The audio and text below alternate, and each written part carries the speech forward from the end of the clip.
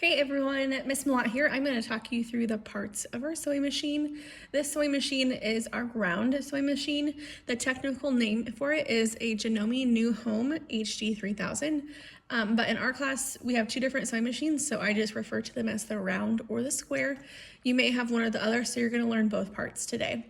You will have an assignment over this where you have to match the parts to a picture. So just make sure you watch this video in full, so that way you are ready to go. So we're going to go ahead and start right here in the front. This little dial that slides back and forth, I'm going to get to slide, is your stitch length dial or stitch length selector. We're going to talk about this later, but your stitch length should always be on a 2.5, and that is what the stitch length is on. So 2.5, and it slides back and forth. The next one we're going to go for is at the very top. This machine's a little harder to look into, so I'm going to go ahead and pull it up for you. Right here, this is called our spool pin.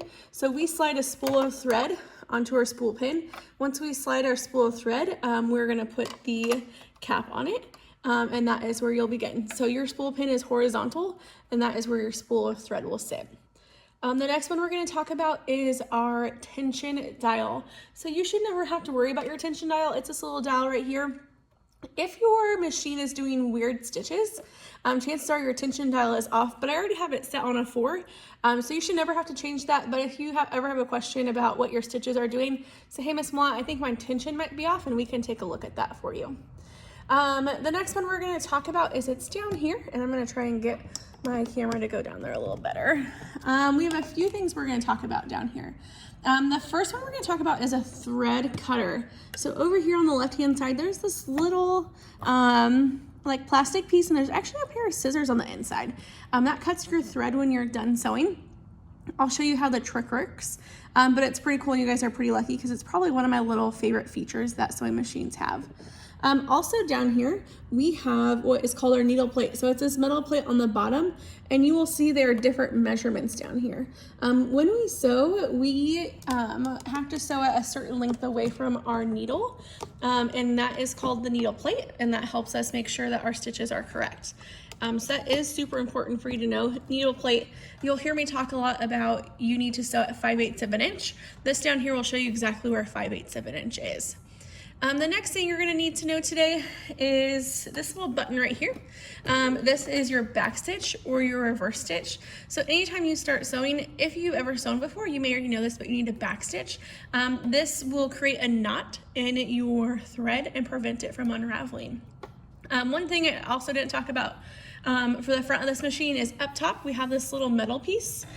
This is called your bobbin winder. So once again, if you've sewn, you may be familiar with your bobbin winder. That helps you wind your bobbin. I don't have a picture of one right now, but I'll get one for you. You'll learn about it on the first day anyway with our common sewing tools. But let's say you have a bright red thread that you want to use in your spool. You have to have a bobbin that matches it. Okay, so we'll talk about that. We're going to talk about a few more things over here on the side. This first one, we have two different like wheels or hand wheels on the side, I guess you can say. The first one is your hand wheel. I'm going to turn this back around. Your hand wheel will move your needle up and down. So it's kind of hard to see, but you'll notice your hand wheel over here on the right, you're turning it, but your needle is moving up and down. The key trick about your hand wheel is you always want it to turn towards yourself. Okay, you never want to turn it away from yourself because the gears in the machine can lock up. Machines are pretty expensive, so just think turn towards yourself. The next one we're going to talk about right here is called your pattern selector, and you're going to hear the machine click, so I'm going to be quiet for a second. Okay, your pattern selector is choosing the type of stitch. I'm going to zoom in really fast on the front of your machine. If you watch, as I turn this pattern selector, there's a little red dot on your screen that's going to start moving.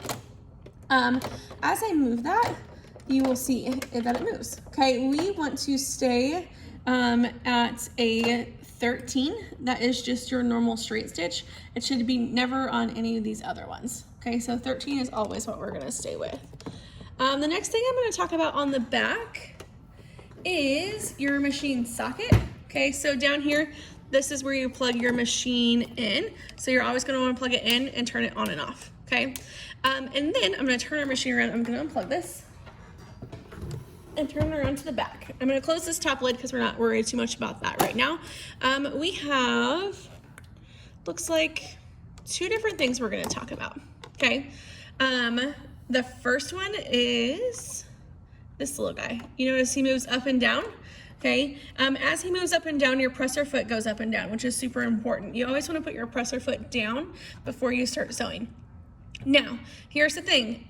What I don't want to hear, and I'm going to make a loud noise, so just listen. Oh, didn't it work? I don't want to hear a large clunk or a large click like that. There's springs on the inside of this that keep it up and down, and you want to be gentle with it. Okay, if you just let it continue to drop, you're actually going to break it, which we don't want to happen.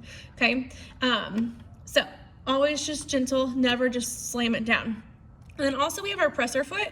So I'm going to show it to you from the back, and I'm also going to show it to you from the front.